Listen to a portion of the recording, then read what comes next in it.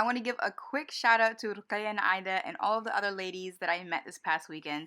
You guys really made my night, and thank you for your love and support. Assalamu alaikum. Welcome to another Marriage Mondays, where we spend Mondays talking about marriage. My name's Amir. My name's Kamara. And today we're going to talk about... we're going to read this question. Question of the week. What's one thing that you and your spouse do... or you want to do... on a regular basis to increase your iman? Comment below. So... Assalamu alaikum. Walaikum salam. I pray this email meets you in the best of health, inshallah. My question is, what are some ways to grow an iman and taqwa within marriage? What would be some things that we could practice together? What do you think, babe? Well, before we kind of dive into what you could do to practice together, I think it's important to mention that during marriage, your iman fluctuates. I mean, even without marriage, like your iman fluctuates. You have your highs, you have your lows, but in marriage, like your iman is fluctuating and your spouse's iman is fluctuating. So you're witnessing their ups and downs as well as experiencing your own ups and downs. Mm-hmm. So this may be you both are having your ups and downs together, or maybe you're having your ups while they're having their downs and vice versa. So it's important to remember not to be like judgmental with your spouse, mm-hmm. not to be like abusive in language with your spouse when they are having their lows, because like I said, everyone has those lows. Right. You want to be aware that you will have, constructive and destructive interference. Oh, I like that. That was a good sentence. That was a great sentence. That's an engineering sentence. Yeah. If you know anything about sinusoidal waves, you know what I'm talking about. But I don't. just putting it out there. So what are some of the things that you can do?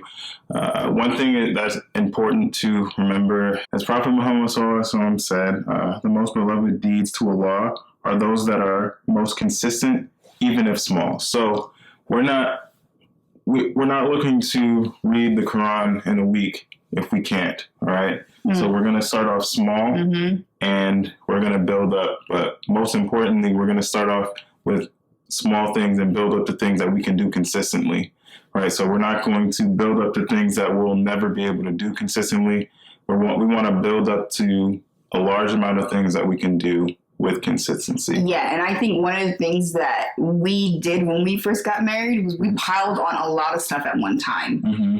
Like a lot of stuff. And it low-key became overwhelming, and it like our schedules and everything, like it just didn't allow for us to be consistent. So like Amir was saying, you know, start off small and build mm-hmm. yourself up. Don't like overwhelm yourself as like a couple and as like a Muslim in general. Yeah. I've compiled a list of things that you and your spouse can look to work together to increase your iman. Mm-hmm. So there's dhikr, there's dua, obviously. There's the things related to the Quran. There's books that you can read and classes that you can take. And no exact order, I would say that the easiest thing to do would first, you know, if you're not praying together, mm-hmm. you should try and pray together. Mm-hmm. If your spouse is going to the masjid, and you know, there's a lot of talk about whether or not you bring your wife to the masjid or not. Yeah, if you guys, that depends on your community, depends on your relationship with your interpretation of Islam and all these other things. But if you can, start praying with your spouse, especially right now, because most meshes are closed because of quarantine. So you should be praying with your spouse. Mm-hmm. In addition to that, you can try and make a dua together. That's probably even easier than praying together. So if you make a concerted effort to have a designated time where you make a dua with your spouse, you know, he says his dua and she says her dua, or vice versa. Like that's another form of ibadah that you could easily do every day, right? Mm-hmm. So salat, at least one a day, you know, and then you have dua, one dua a day. You can also set aside a time to do dhikr with your wife, whether it be, you know, subhanallah, bihamdi, subhanallah al-azim, subhanallah walhamdulillah, la ilaha illallah, wallahu akbar, wala hawla wala quwwata illa billah. There's various dhikrs that you can do together, and whether it's just, you know, maybe 100, you could just do 33, whatever you want to do. Any number is good. Just set aside maybe 5 minutes to do things together.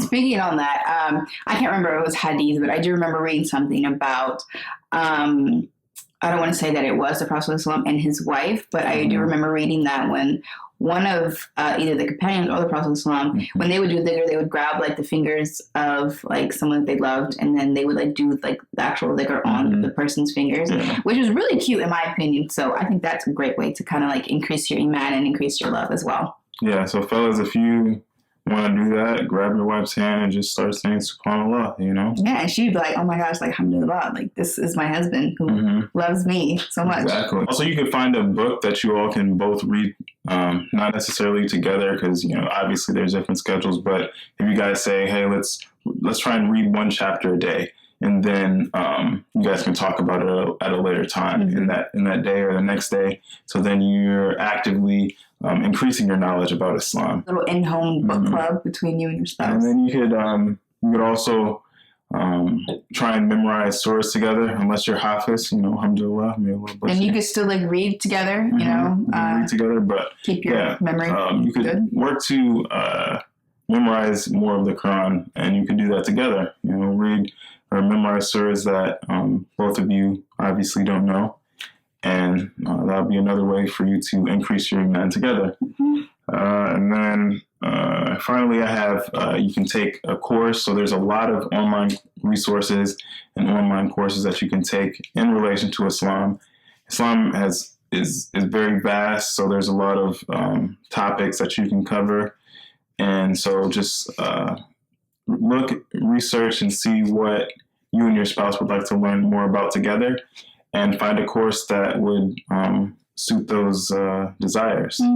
And like, you know, with everything you do, try to keep that communication flowing. Talk about what you guys just did. Talk about, you know, what you look forward to on your next task, you know, trying to be consistent, like Amir said, you know, just trying to like continue talking and not making, you know, your relationship separate from the deen, you know, like always try to tie those two things in together. But like I said, remember that things fluctuate, and be patient with your spouse and be patient with yourself. And may Allah allow the deen into our into our relationship, into our marriage, and not allow us to keep those two things separate. I pretty much think this. Yeah, this concludes it. If any of you guys have any other questions or topics that you would like us to cover or cover again, because we've covered a lot, and to be honest, we don't necessarily always go back to see all of the topics we've covered. So if you want us to cover another topic, or maybe you felt like we didn't do as good a job as you think as we could have, and it's definitely possible. We've probably made a lot of mistakes and we've said a lot of good things. So let us know, and we appreciate your feedback. Just ask Q&A at gmail.com. I'll put it in the description. Don't forget to comment, like, and subscribe.